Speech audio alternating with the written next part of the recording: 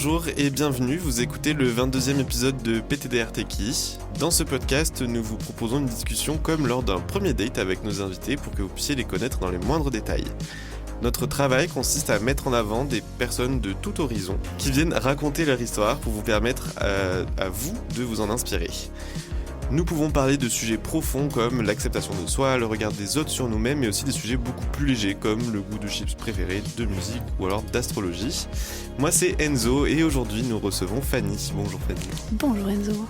Et je suis comme à l'accoutumée accompagné de Chris. Bonjour Chris. Bonjour tout le monde.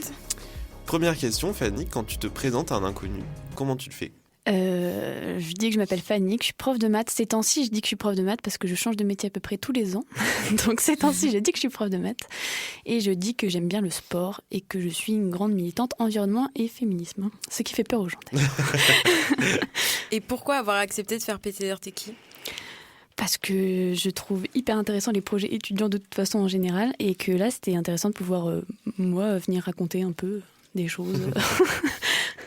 Est-ce que tu as déjà écouté un petit peu, tu t'es un peu renseigné ou... Je suis honnête ou je mens un petit peu ? Ah non, faut être honnête à 100%. Pas du tout. Parce que c'est un moyen de dire aux personnes qui nous écoutent de mettre 5 étoiles sur toutes les plateformes sur lesquelles vous écoutez le podcast. Ça nous aide à la fame, tout simplement. Exactement, la gloire. Voilà. Du coup, tu nous as un peu dit que tu étais prof de maths. Tu veux nous en dire plus sur ta vie actuellement ? Ouais, enfin, prof de maths, c'est parce que j'avais rien d'autre à faire. Normalement, j'ai fait des études d'environnement et sciences politiques pour justement me battre dans ce pourquoi j'ai envie de me battre. Mais j'ai pas encore trouvé exactement ce que je voulais faire. Donc pendant ce temps où je cherche, pour essayer d'avoir quand même des sous pour me manger, j'ai fait prof de maths. Donc depuis septembre, là, je suis prof de maths et peut-être jusqu'à la fin de l'année, et peut-être l'an prochain, je sais pas. C'est quand même original de je sais pas quoi faire, bon tiens, prof de maths. Après, j'ai une génétique pour ça, mes deux parents sont profs de maths. Ah. Mon frère a été prof de maths pendant 2 ans. Et du coup, c'est un peu... T'as été prise comme ça ? Non, j'ai dû passer des examens rapides pour voir mon niveau en maths. Et puis surtout, j'avais déjà un diplôme d'ingénieur. Okay. Donc du coup, ils m'ont dit que c'était bon. Il fallait forcément un bac plus 5 ou je crois quelque chose dans le genre. Mais c'est intéressant pour nous qui sommes des sociologues, entre guillemets, du coup, de voir que tes deux parents sont profs de maths et que tu finis prof de maths. Reproduction sociale ou... Exactement. En plus, je voulais vraiment pas être prof de maths. Je disais à mes parents, je serai pas prof de maths. Mon frère voulait l'être et moi, j'ai dit, ça sera pas mon cas. Et je finis prof de maths, c'est vraiment l'ironie du sort. Parce que du coup, ton frère aussi est prof de maths ? Il a été prof de maths pendant 2 ans et après, il a arrêté parce que ça lui a pas plu. Mais toutes ses études, il a dit, je serai prof de maths, je veux être prof de maths. Il a été prof de maths. Et moi, j'ai dit, jamais je le serai. Et finalement, c'est moi qui suis prof de maths. T'as des projets pour l'avenir ? J'ai plein de projets pour l'avenir. Je fais beaucoup de sport. Un sport en particulier qui s'appelle le chase tag. Tu peux nous en dire plus ? Ouais, en gros, c'est du parcours. Je sais pas si vous voyez le parcours ou pas. Ouais. C'est un peu se déplacer dans l'espace, en haut, en bas, voilà, vitesse, etc. Et du coup, ils ont fait un sport qui se rapproche un peu du parcours, qui est le chase tag. C'est le jeu très mature du chat et de la souris, version parcours. Donc, c'est une arène de 12 mètres par 12 mètres où il y a plein d'obstacles et on essaye de se chasser pendant 20 secondes. Donc, c'est hyper intense, hyper fun à regarder, hyper fun à jouer. Et du coup, il y a les championnats du monde qui se préparent là en avril où je vais essayer, on va y participer et on va essayer de gagner avec mon équipe. Alors. En fait, pour être très honnête, je m'entraîne beaucoup, mais il y a aussi le fait qu'il n'y a pas beaucoup de filles qui jouent au chase tag, donc forcément, on va vite loin. Mais je m'entraîne quand même 8 heures par semaine, donc forcément... Oui. Mais ça se pratique dans quel genre de lieu, ce sport ? Du coup, il y a un quad, ça s'appelle un quad, c'est l'arène officielle. Ouais. Et donc, nous, on en a une à Toulouse, on a de la chance. Mais sinon, on peut s'entraîner avec n'importe quoi. On met des tapis, des barres, et puis on s'entraîne, quoi. Ok. Voilà. Je ne connaissais pas du tout. T'es en club, du coup ? Ouais, je suis en club. Il s'appelle Urban Corp. J'allais dire, si tu veux faire un peu de pub. C'est vraiment le meilleur club français. Désolée pour les autres. Genre, c'est vraiment génial. L'ambiance est trop bien. On est super soudés entre nous. Et on a un super niveau aussi. Il y a une équipe mixte où il y a malheureusement actuellement que des hommes. Et une équipe féminine parce qu'on a récupéré toutes les filles dans l'équipe féminine, du coup. Et ils sont, on est comme une famille, quoi. Donc, on y va ensemble au championnat du monde. Eux dans l'open et nous en féminin. Et on va essayer de gagner, quoi. Et pour en revenir sur les projets, sur l'avenir en général. Ouais, donc ça, en général, sur le long terme, tous les ans, on va essayer de revenir. On a un collectif qui s'appelle le Collectif pour le futur, qu'on a créé avec 2-3 autres militantes, qui a pour objectif d'essayer de faire du lien entre les luttes. Donc le féminisme, l'écologie, l'antiracisme, l'antivalidisme, l'antigrossophobie, enfin bref, toutes les luttes possibles.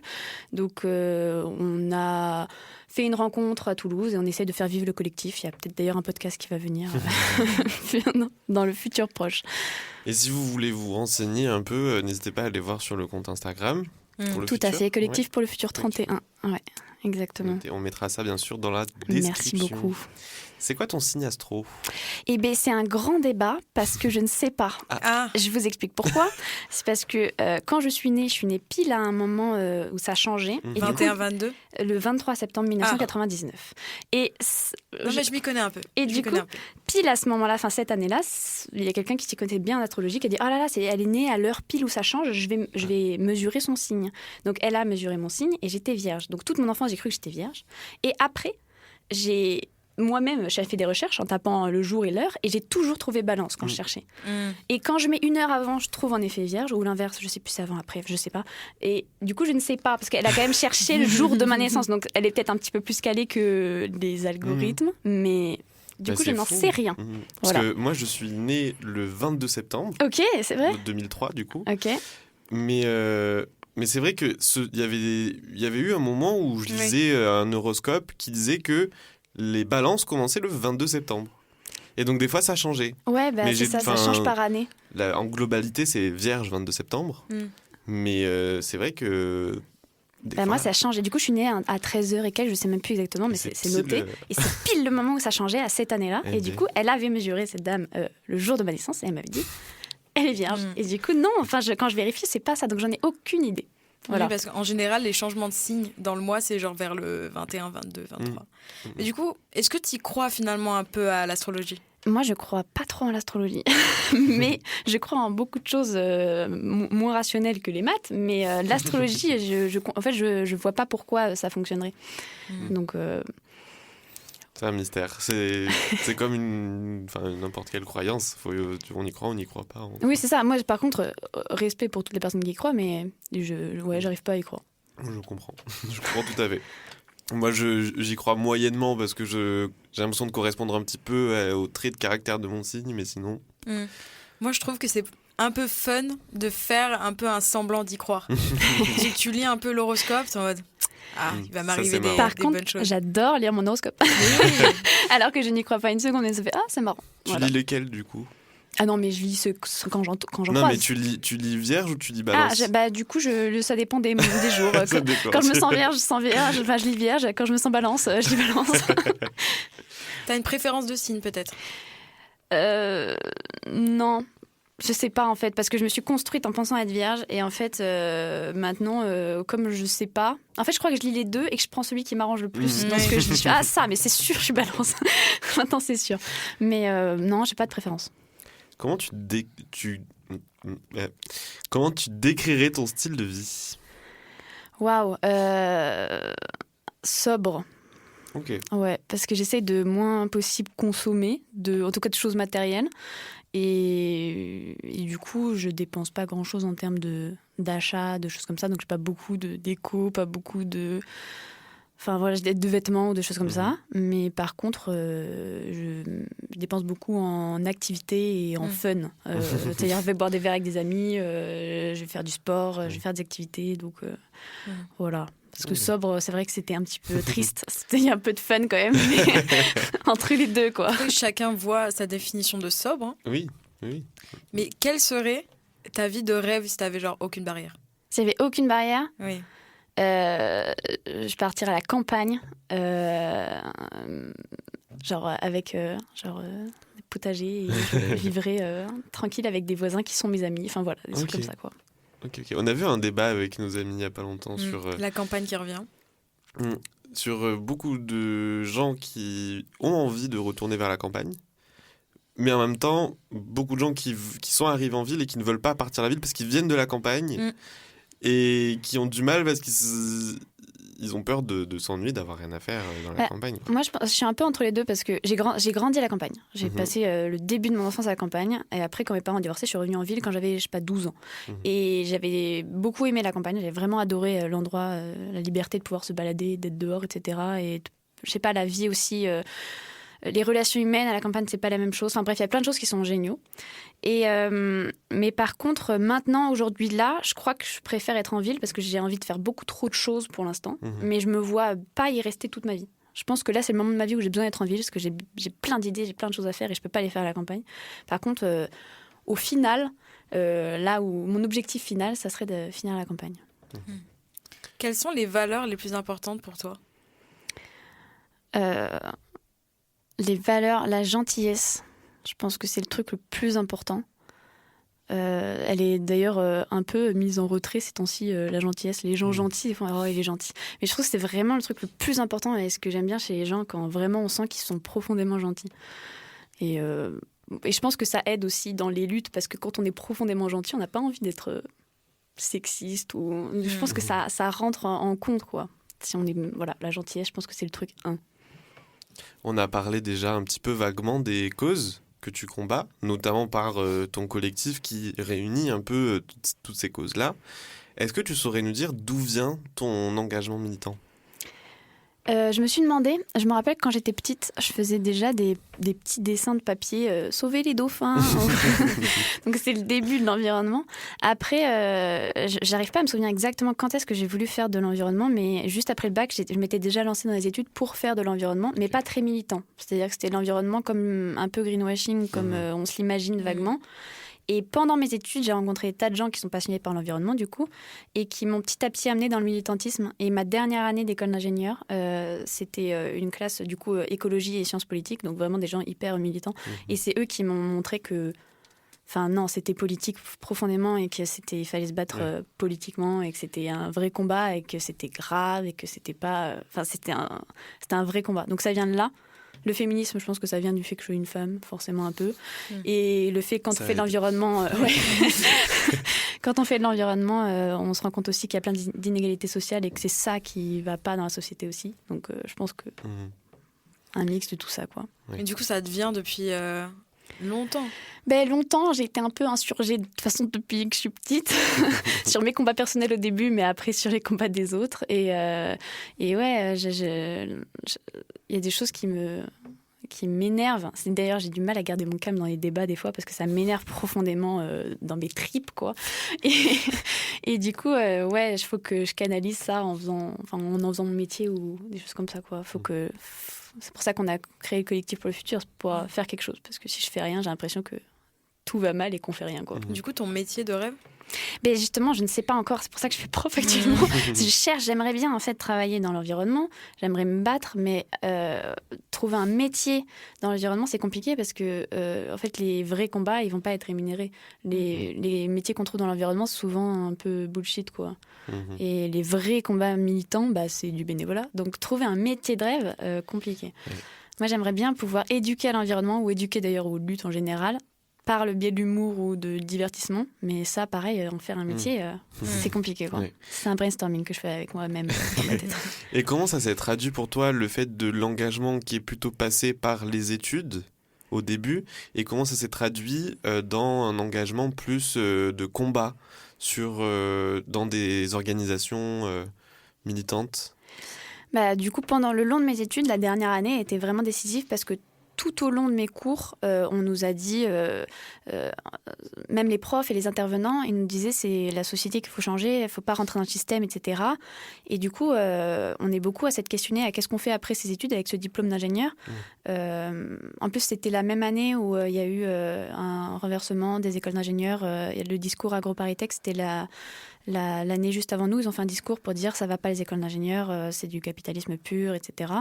Et nous, on est venus juste à ce moment-là, en fait, on devait choisir une voie derrière, et ça a été un questionnement pour beaucoup dans ma filière, dans ma promo, de qu'est-ce qu'on fait derrière, alors qu'on a un diplôme purement d'État, et qu'on nous a dit toute notre année, c'est questionnable de rentrer dans un système bêtement et de le faire fonctionner. Donc ça, je pense que ça vient de là, de ce questionnement entre les deux trucs qu'on avait, quoi. Alors, on va un peu sortir du sujet. quelles sont tes passions ou alors un refuge dans lequel tu te sens bien? Et moi, j'ai un problème avec les passions, c'est que j'en ai toutes les 5 secondes.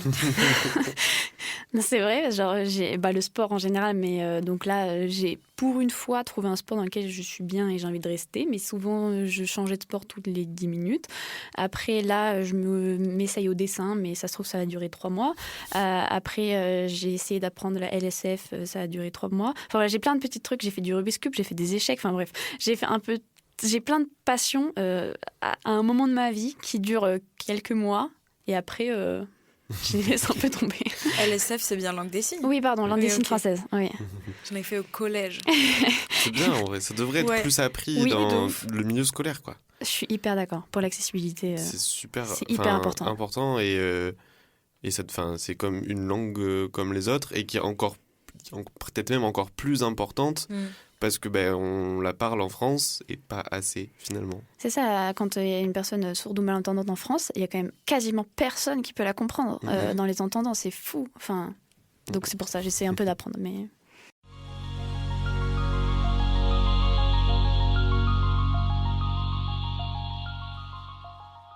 Maintenant qu'on te connaît un peu en surface, on va vraiment rentrer dans le vif du sujet pour te connaître encore plus avec des questions qui n'ont pas forcément de sens. Comme on disait dans l'introduction, c'est un peu l'ADN de PTDR T'es qui ? Et la première question, et c'est celle qu'on demande de préparer, la seule qu'on demande de préparer avant chaque émission, quelle est l'anecdote la plus folle qui te soit arrivée ? Je dirais que l'anecdote, enfin la plus folle, celle dont je me souviens quand on me demande ça, c'est j'étais en terminale et je sortais avec un garçon qui s'appelle, enfin je sais pas si je vais donner son prénom, je sortais avec un garçon et donc c'était la terminale, c'était la fin de l'année, donc c'était le moment où on se demandait ce qu'on allait faire après les études. Et lui, il me disait qu'il voulait faire un peu du bénévolat dans un truc, mais c'était flou, je savais pas trop ce qu'il voulait faire et c'était pas sur APB, enfin c'était pas sur, c'était un peu flou. Et donc, il m'en parle en disant « je te montrerai plus tard, etc. » On passe notre bac, on l'a. Et donc, on vient les 2 mois de vacances. Et donc là, il me dit « viens sur Paris, je vais te montrer ce que c'est. » Je pars en train avec lui. Je sais même plus si j'ai dit à mes parents ou pas. Enfin bref, c'était un peu... Et j'avais plus de batterie, pour une raison obscure aussi. Et je me retrouve dans le train avec lui, en train de partir vers Paris pour une journée entière avec lui. Et je crois que j'avais plus de téléphone. Et il me dit, bon voilà, en fait, je fais du bénévolat dans c'est pas une association, c'est un groupe. En fait, c'est une sorte de religion. Enfin, allez, aux États-Unis, ils appellent ça une religion. En France, ils disent que c'est une secte, mais aux États-Unis, ça s'appelle une religion. Je suis scientologue. Et du coup, je me suis retrouvée dans cette... La scientologie. Je me suis retrouvée dans ce train avec ce gars qui m'a avoué être scientologue. Et je suis partie, j'ai rencontré un gars qui était scientologue, un adulte à ce moment-là, qui a essayé de m'enrôler dans le truc, qui me disait « Non mais donne-moi le problème de ta vie, je vais le régler avec la scientologie, voilà, après ça permet de pouvoir sortir de ton corps. » Et après, ils ont dit des phrases qui m'ont marqué comme « La douleur n'est qu'un message. » Moi, je vais rentrer chez moi. Et du coup, j'ai joué le jeu pendant toute la journée en disant « Ah, très intéressant, très intéressant. » Et après, je suis rentrée chez moi et je l'ai quitté. Voilà. Tu saurais nous décrire en quelques mots, c'est quoi la scientologie ? Je me suis pas énormément renseignée là-dessus, mais en gros, c'est une secte où, en gros, le truc principal, c'est qu'ils sont censés essayer de tout savoir sur eux-mêmes et sur le monde. Et en fait, en s'ouvrant l'esprit, ils sont capables d'avoir toutes les connaissances possibles. Enfin, vraiment, c'est grâce à ça... Tu peux tout régler, tout connaître, tout gérer. Tu te rappelles du jour de ta naissance. Enfin, vraiment, c'est la promesse, c'est un truc de fou. Et en plus, le gars qui gère la secte, enfin, le gourou, je sais pas comment il s'appelle, il a écrit un livre pseudo-scientifique dans lequel il explique scientifiquement pourquoi ça marche. Et du coup, tous ceux qui sont scientologues, ils sont en train de dire, mais en fait, on a prouvé scientifiquement que ça marchait. C'est pas des croyances. Il y a des preuves scientifiques. Et du coup, c'est tout réglé en scientifique. J'ai pas lu le livre, mais je pense que ça doit être vraiment... on doit vraiment y croire, quoi. Oui. Et du coup, il a été... c'était à peu près ça, quoi. Et attention, parce que c'est pas l'image qu'on a, nous, de la secte, du truc un peu reculé ou quoi, où il n'y a pas grand monde, parce qu'il y a des personnalités très connues qui sont dans la scientologie, dont Tom Cruise. Ah oui, c'est vrai. Et il y a un très bon podcast qu'on pourra vous mettre en description qui s'appelle, je l'ai retrouvé exprès, Tom Cruise, les mystères d'une vie entre Hollywood et Scientologie. Ça vend du rêve, c'est un podcast de scandale, donc on vous invite, on apprend beaucoup de choses sur la scientologie, c'est très intéressant. Donc voilà, si jamais, une petite recommandation. Faites-nous un retour si vous avez aimé ou pas. Tu nous as dit au début de l'émission que t'enseignais les maths. Est-ce que tu pourrais nous expliquer la différence entre le cosinus et le sinus, comme si on avait 0 base en maths? Waouh, le cosinus et le sinus. Ouais. Oui, je vais essayer, mais alors 0 base en maths, ça veut dire que je dois vous expliquer le triangle rectangle ou pas? Non, ça, On va dire qu'on l'a, le triangle voilà. rectangle. Le cosinus et le sinus, c'est deux fonctions mathématiques qui vont associer un angle et une longueur d'un triangle rectangle. Dans le triangle rectangle, il y a le plus grand côté, c'est l'hypoténuse. Ouais. Ok. Ok. Jusque-là, ça va. Il y a un des angles, c'est un angle droit. Ouais. Et les deux autres angles, c'est des angles qu'on ne connaît pas forcément. Mhm. Vous êtes d'accord? Oui. On va les appeler A et B. Mhm. Ok. Tu me regardes en mode... Le côté le plus loin de l'angle A, Mhm. donc à l'opposé, s'appelle le côté opposé. Le A, c'est la petite pointe. Peu importe, c'est un des angles. Ok. Mais ça peut être la petite pointe. Le côté opposé à l'angle A, c'est le côté opposé. Et le côté qui est collé à l'angle A, c'est l'adjacent. Et il y a l'hypoténuse. Il y a donc 3 côtés. Quand on connaît le côté adjacent et l'hypoténuse, en utilisant le cosinus, on peut trouver l'angle A. Ok. Alors que si on connaît l'opposé et l'hypoténuse, en utilisant le sinus, on peut trouver l'angle A. Donc ça dépend des longueurs qu'on connaît et Ok. des angles qu'on Ok. cherche. J'ai Voilà. presque compris. Ça me paraît assez clair. J'essaie de faire un franchement. résumé très rapide. Parce que... Non, en vrai, mais du coup, A et B, on choisit. Oui, C'est assez créatif. c'est juste que l'opposé, du coup, ça sera plus le même. Ok, non, mais c'est il y a une Intéressant. petite liberté, c'est intéressant. Dites-nous en commentaire si vous avez compris. Dites-nous hashtag Team Sinus ou Team Cosinus. C'est quoi ton préféré d'ailleurs? Ouais, Sinus Ah bah ou- c'est évidemment le sinus. Hein. Ok. Carrément, évidemment. Non, non, Des c'est genre... raisons Ah, aucune, J'étais très premier degré. Des raisons aucune raison. Non, non, j'en sais rien. Quelle est la phrase la plus improbable qu'un de tes élèves a pu prononcer en cours avec toi? Alors déjà, moi, je suis prof que depuis septembre, hein, donc j'ai pas non plus 15 000 idées.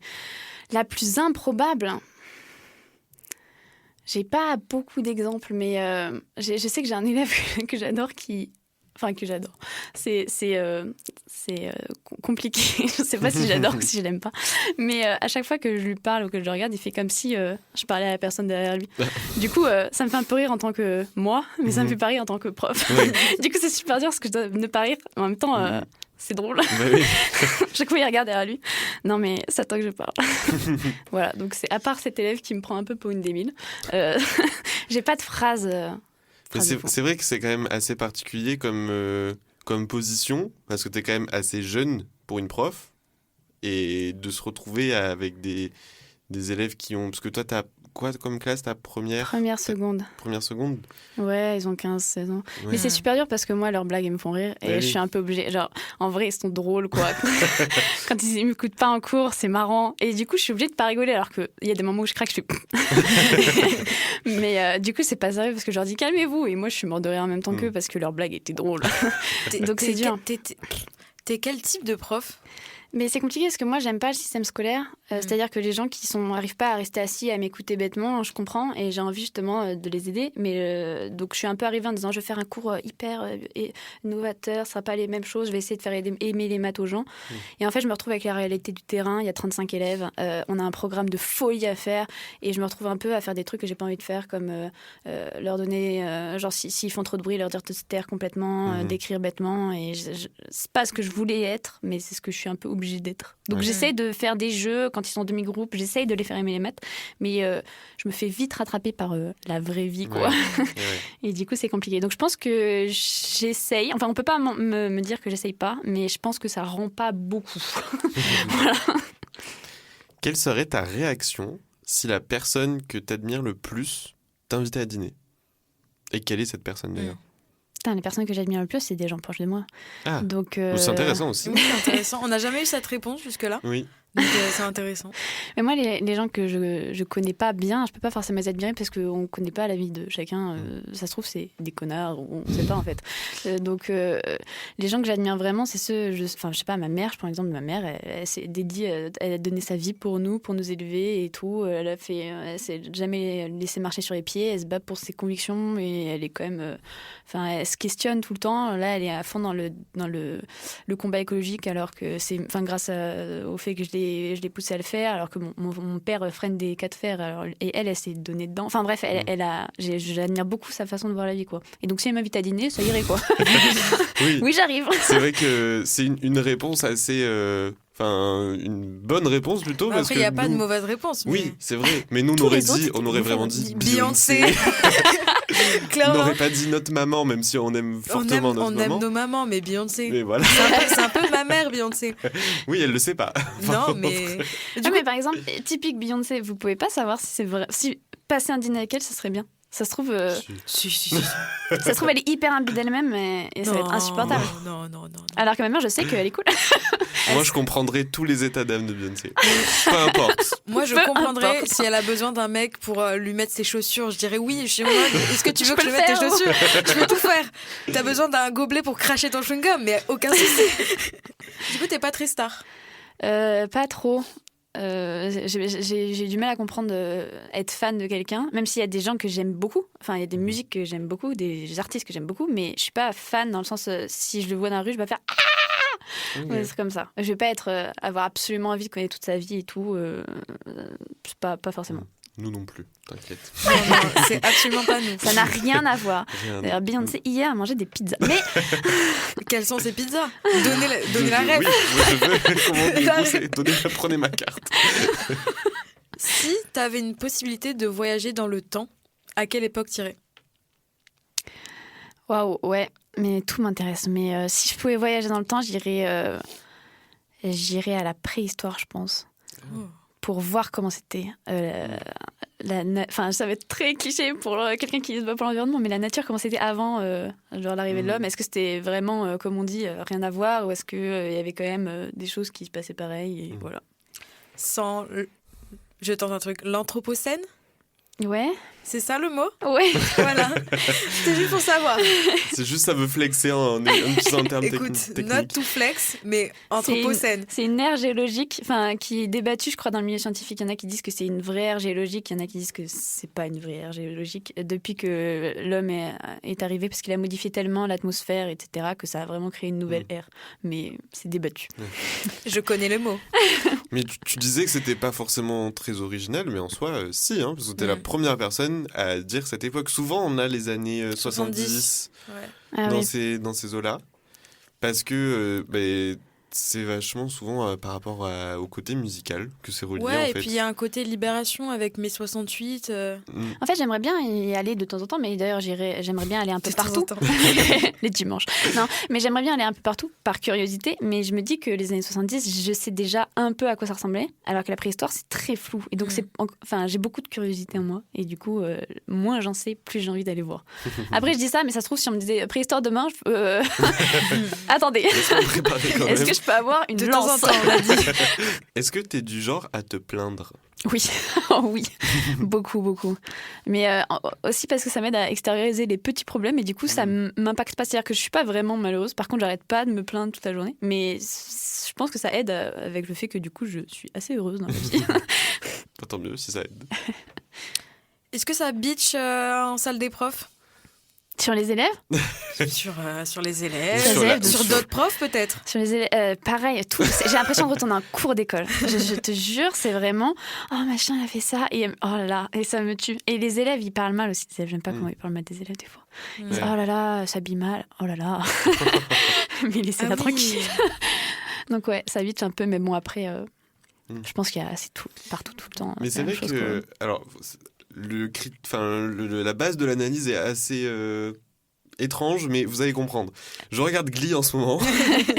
J'ai pas la ref. Et il y a un moment où deux personnages qui sont les adultes du lycée où ça se passe expliquent que en soi, dans leur relation intime, ils reproduisent presque les mécanismes des ados du lycée. Et donc, ce que tu expliques de la cour d'école vraiment dans la salle des profs, c'est vrai que ça rejoint un peu ce que j'ai vu dans cette série. Mais c'est ça, j'ai vraiment l'impression que ils critiquent ce que font les élèves, mais j'ai l'impression que c'est le même comportement en tant qu'adulte derrière, quoi. Donc, c'est marrant. On va revenir un peu sur le côté militant de la discussion. Si tu devais faire un discours ou un petit speech à une personne qui n'est pas militante pour la motiver, qu'est-ce que tu lui dirais ? Super dur ça, parce que je le fais tout le temps et je me fais rembarrer toutes les 10 secondes. C'est-à-dire, je tente un nouveau truc, puis après je retente un nouveau truc. J'arrive pas à trouver la méthode pour convaincre quelqu'un. Peut-être pour que ce soit plus simple, quelqu'un qui s'intéresse déjà à la question, mais qui hésite à s'engager plutôt. Ok, je vais essayer. Je me mets dans la peau de la militante. Je vais te regarder comme ça. Ok. Je suis la personne qui souhaite s'engager, mais qui a un peu peur. Donc oui, on a besoin de s'engager dans le militantisme, parce que s'il y a personne qui s'engage, ça va pas changer. Donc on a besoin, même si c'est une petite part, que t'essayes même au moins de convaincre des personnes proches, c'est déjà bien, mais de pouvoir se battre vraiment, on a besoin de soldats, pas forcément de soldats physiquement violents, c'est justement pas l'intérêt, mais en tout cas mentalement présents, pour pouvoir convaincre un maximum de personnes, parce que sinon la lutte elle va pas avancer. Donc tu peux t'engager de plein de différentes manières, soit personnellement dans ta vie tous les jours, tu peux t'engager en faisant des actions, en essayant de convaincre des gens, tu peux t'engager dans des associations, tu peux t'engager dans des mouvements militants, tu peux t'engager dans la désobéissance civile non violente. Enfin, il y a plein de choses à différentes échelles et je pense que tout le monde peut trouver sa place et c'est hyper important de convaincre des gens et de se battre pour que le mouvement grossisse et que on puisse vraiment faire quelque chose, parce que pour l'instant on n'est pas assez et ne rien faire, même si on est insurgé, ça va pas aider forcément la cause, quoi. Eh bien, je suis convaincue. Franchement, bravo. Franchement, je m'engage. Bah, faites de même. On peut pas vous dire autre chose que engagez-vous après ce merveilleux discours. Franchement, on peut rien dire de plus. Est-ce que tu veux passer une dédicace pour la fin de cette émission, comme si on était en 2015 ? Est-ce que je mets... Là, on est sur Fun Radio, imagine, ou sur Skyrock, ou sur Énergie. Voilà. Je fais une dédicace à mon équipe de Chase Tag, Léa et Maëlys. Je fais le petit mouvement de main. C'est très... Voilà. SO... C'est ça qu'on dit, non ? Je sais pas si en 2015 on disait ça. Je sais pas non plus. On prend. Et du coup, on arrive à l'issue de cette émission. On va te poser la question qu'on pose à la fin de chaque épisode à tout le monde. Maintenant qu'on te connaît un peu plus, Fanny, si on te dit PTDR t'es qui, qu'est-ce que tu vas répondre ? Du coup, en résumé, quelqu'un qui se plaint un petit peu trop, mais qui est très curieuse de la vie. Une prof de maths qui ne sait pas pourquoi elle est là, mais qui est très militante. Voilà. Très bien résumé. Parfait. Le résumé de l'émission, finalement. Merci Fanny d'avoir répondu à nos questions. Merci à toutes et à tous d'avoir écouté en entier. On espère que cet épisode vous a plu. Si c'est le cas, n'hésitez pas à mettre 5 étoiles sur les plateformes et à suivre notre compte sur Instagram, TikTok et Thread, @PTDRTeki, podcast tout attaché. Ça nous aide beaucoup. On vous souhaite une très bonne journée sur les ondes de Campus FM et sur toutes nos plateformes d'écoute de podcast. À très bientôt pour une nouvelle émission. Merci Fanny. Merci à Chris et merci Enzo.